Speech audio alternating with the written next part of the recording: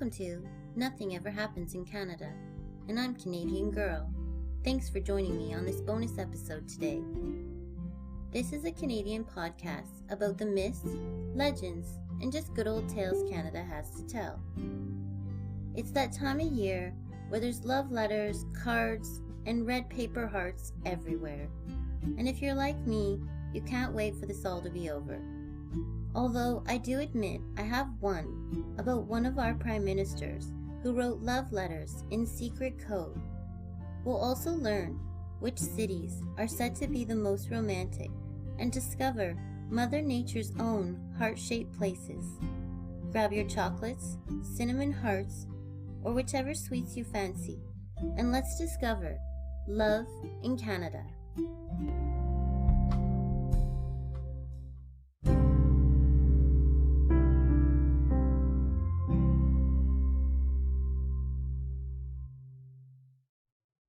It's 1610, and we arrive in a place today known as Cupids, Newfoundland. You know those tiny little flying guys? They're not here right now. We arrive with Sir John Guy and 38 other people on a mission to set up a new settlement. 3 years later, the first claimed to be English-born baby of European descent, Nicholas Guy, is born on March 17, 1613. The group stayed at the settlement until 1697, when the French attacked and burnt it to the ground. For over hundreds of years, no one lived in the area, and the settlement was nearly forgotten forever, until in 1995, when an archaeologist from St. John's decided to search for some of the lost settlement. He ended up discovering John Guy's dwelling in one of the locals' potato gardens. To date, over 150,000 artifacts have been found at the site. The location is now known as Cupid's Cove, Plantation Provincial Historic Site. Cupids has a population of about 750 people and claims to be the first English colony in Canada. It also has a sign at the Cupids Legacy Centre that states it is home to the first English settlement in Canada, as well as dwelling, storehouse, blacksmith, fort, child, Nicholas, we just met him, cemetery, and more. It also claims to have had the first brewhouse, sawmill, grist mill, ship built, and cellar in Canada. Now that's a lot of firsts.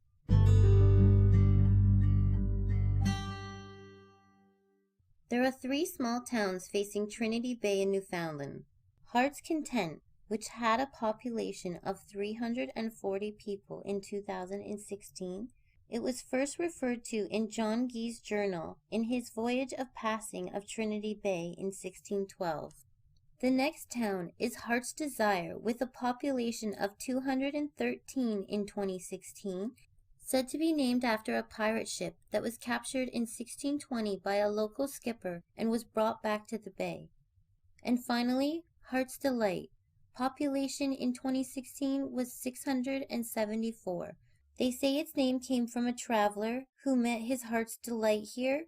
Others report the story goes the 3 towns, Heart's Content, Heart's Desire, and Heart's Delight, were all named after vessels that once fished outside the harbor in the 17th and 18th century. The main theory nowadays is that the 3 towns are named for their gorgeous views of the bay. More love-related town names that can be found: Flowers Cove, Newfoundland. Newfoundland sure is full of towns with names inspired by love. Rose Harbor, BC is another one. And I saved the best for last. Climax Saskatchewan, where there's actually a goodbye sign that reads, "Please come again." And Fertile, Saskatchewan, with a population of 50 people. So I'm going to assume here that they're referring to their great farmland. And I'm sure there's more out there. If you know of any towns across Canada inspired by love, please do send them my way. I'd love to hear them.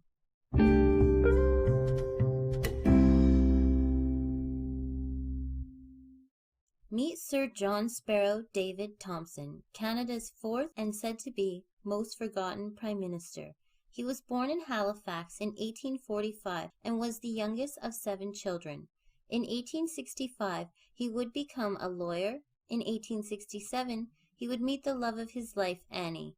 Annie Affleck was a sea captain's daughter. She was the oldest of 8 children and was Catholic, and Thompson was Protestant.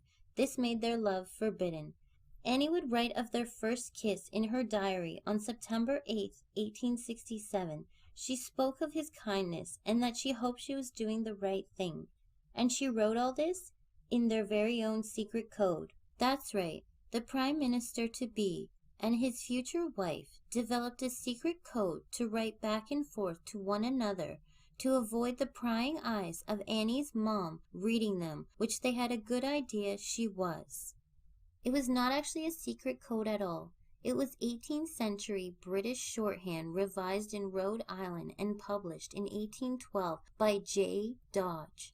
Thompson had learned it from his dad.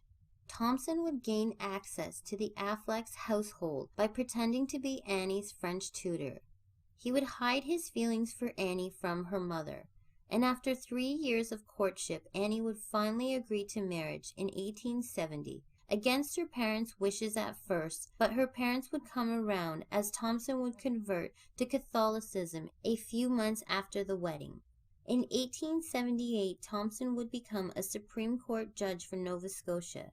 In 1885, he would move to Ottawa to pursue politics, leaving behind Annie in Nova Scotia with the children. For 3 years, the couple was separated, and they wrote love letters and correspondence daily. She would call him Grunty, and he would refer to her as Baby. Remember, this was all written in secret code. Thompson relied on her for those letters, for love and support when the two were apart, as did Annie.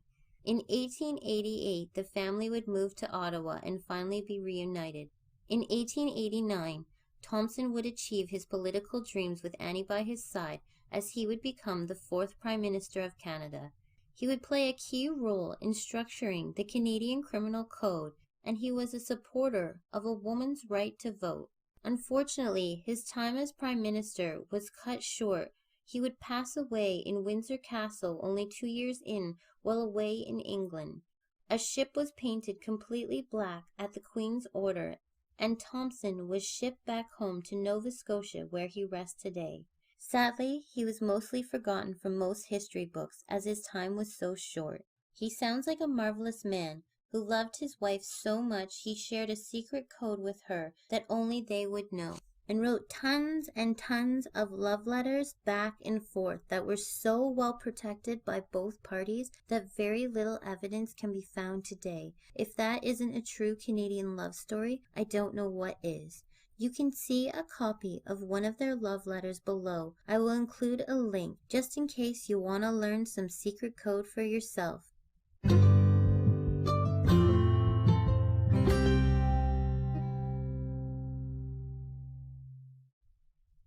Let's visit some events that take place in Canada on February 14th, because there seems to be a trend here, but it's probably not what you think. On February 14th, 1916, we started talking to each other all over Canada. The first long-distance phone call would be placed from the Ritz-Carlton Hotel in Montreal to the Globe Theatre in Vancouver, and those long-distance phone calls are about to come in real handy. On February 14, 1984, Gaëtan Bouchard, a Canadian flag bearer at the 14th Winter Games in Bosnia, would win Canada's first individual gold medal for the 1,000-meter speed skating, and 2 days later he would win another for the 150.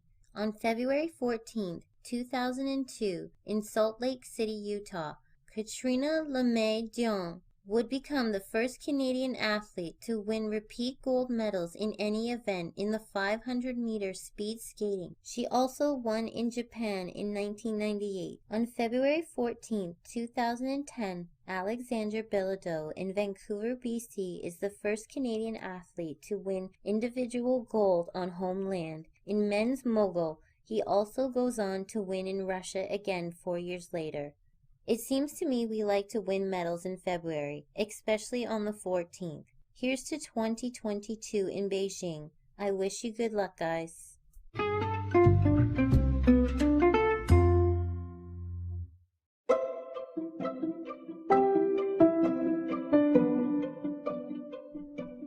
Welcome to Love Saskatchewan. where every February letters from around the world are sent from places like China, France, Russia, Austria, and Turkey, just to name a few. But why, you ask? They're love letters and cards searching for that famous Love Saskatchewan Village's post stamp since 1984. That's right, another famous post stamp. If you listen to my Christmas episode, you'll already know that there is one on Christmas Island in Nova Scotia too. But back to Love Saskatchewan. The postmark is of a teddy bear holding a heart. There is also one that is heart-shaped and says, Love at First Sight. There is also 3 more post office that stamps can be collected from that have to do with love. Since 1994, Saint-Valentin Quebec has one in which a small black heart with an arrow through it. In 2003, Hearts Content Nova Scotia, where we were earlier today, has a heart with a ribbon across it. And in 2010, Cupids Newfoundland, who is normally the first at everything, was a little late to this party, but still showed up with, I bet you can guess, a stamp that has 2 cupids and 2 hearts. To obtain a special stamp, you send your card, letter, or parcel with the already paid postage and final destination address on it. You place that in an even bigger envelope or box with paid postage and addressed to the post office of your choice. When the parcel arrives at the post office, it will be opened, stamped with the unique stamp, and then forwarded on to your loved ones. I will of course include the addresses to the post offices mentioned above.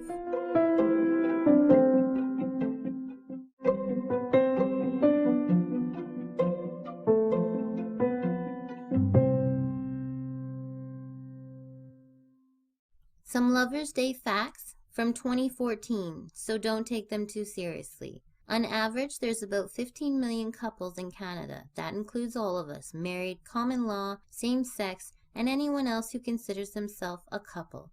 There's about 11 million singles out there, so get searching. There's somebody out there for you.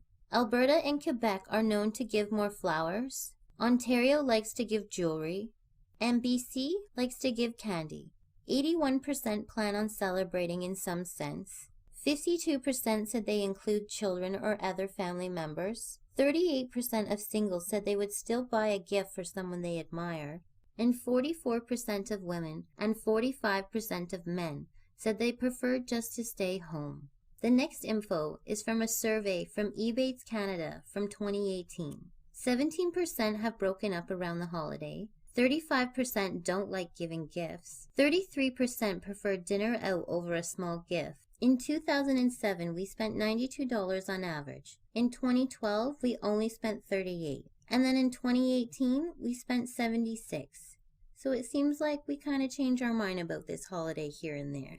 Some of the worst gifts ever received were reported: a workout video, a toothbrush, a gas gift card, and used speakers. According to Amazon Canada in their most recent Romantic Cities study, based on what they buy on Amazon.ca, so this is real scientific stuff here, the most romantic cities in Canada are Victoria, BC, LaSalle, Quebec, Fort McMurray, Alberta, North Vancouver, BC, and Spruce Grove, Alberta. These are 2011 facts. Newfoundland, with all its romantic town names, is said to be the most married with 52%. PEI is second with 51%, and Ontario and Alberta come in at 50%.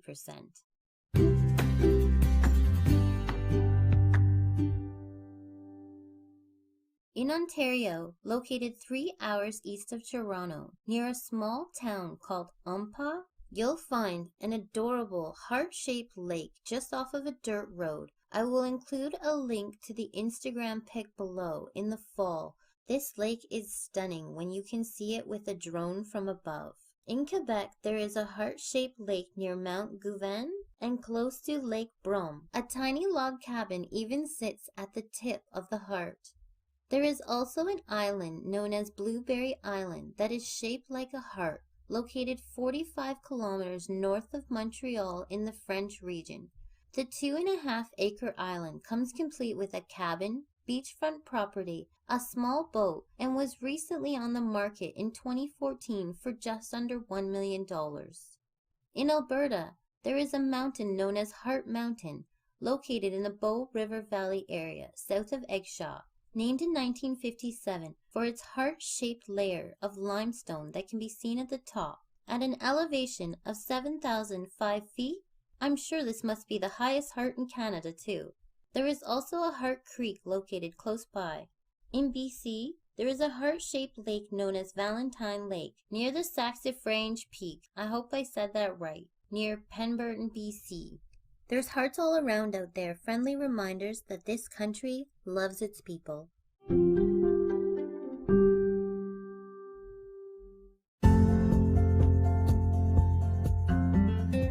We meet in so many different places, in so many different ways, the ones we fall in love with.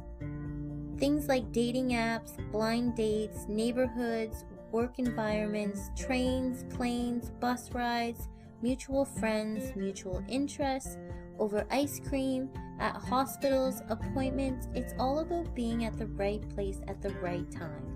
And no, you won't know when that right time will be, but when it happens, it just does. I personally met Mr. Canadian Girl in one of the ways mentioned above, and what I will tell you, it was when I was least expecting it, but it was also perfect timing. From secret-coded love letters to towns across the country with love-inspired names and stamps, and all the amazing heart shapes in nature out there, I'm Canadian Girl. Thanks for joining me on this Love in Canada adventure. You all deserve a box of chocolates. Until next time.